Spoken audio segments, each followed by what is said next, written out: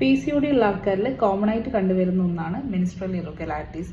അത് ഓരോ ഹോർമോൺസിനും ഓരോ തരത്തിലുള്ള ഇറഗുലാരിറ്റീസ് ആണ് ഉണ്ടാവാറ്. ഞാൻ പറയാൻ പോകുന്നതിൽ ഏത് ടൈപ്പ് ഇറഗുലാരിറ്റീസ് ആണ്, ഏത് ഹോർമോൺസ് ആണ് ആ ഇറഗുലാരിറ്റി ഉണ്ടാക്കുന്നത് എന്നുള്ളത് നിങ്ങൾക്ക് മനസ്സിലാക്കാൻ വേണ്ടി പറ്റും.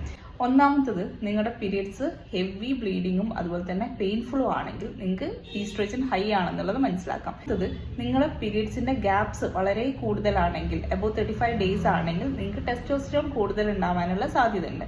മൂന്നാമത്തത്, ഫ്രീക്വന്റ് സ്പോട്ടിംഗ് ആണ്. ഇൻ ബിറ്റ്വീൻ പീരിയഡ്സിന്റെ സമയത്ത് സ്പോട്ടിംഗ് സംഭവിക്കുന്നുണ്ടെങ്കിൽ, അല്ലെങ്കിൽ സ്പോട്ടിംഗ് മാത്രമായിട്ടാണ് നിങ്ങൾക്ക് പീരിയഡ്സിന്റെ സമയത്ത് വരുന്നതെങ്കിൽ കൂടെ നിങ്ങൾക്ക് ലോ പ്രൊജസ്ട്രോൺ ആവാനുള്ള സാധ്യതയുണ്ട്. രണ്ടാമത്തതെന്ന് പറയുന്നത്, നിങ്ങളുടെ പീരിയഡ്സ് എൻഡ് ചെയ്യാതിരിക്കുക. അതായത് ഒരു മാസം പീരിയഡ്സ് ഉണ്ടെങ്കിൽ അതിൽ 20 ദിവസവും ബ്ലീഡിങ് ഉണ്ടാവുന്ന ഒരു കണ്ടീഷനൊക്കെ ആണെങ്കിൽ നിങ്ങൾക്ക് ഇൻസുലിൻ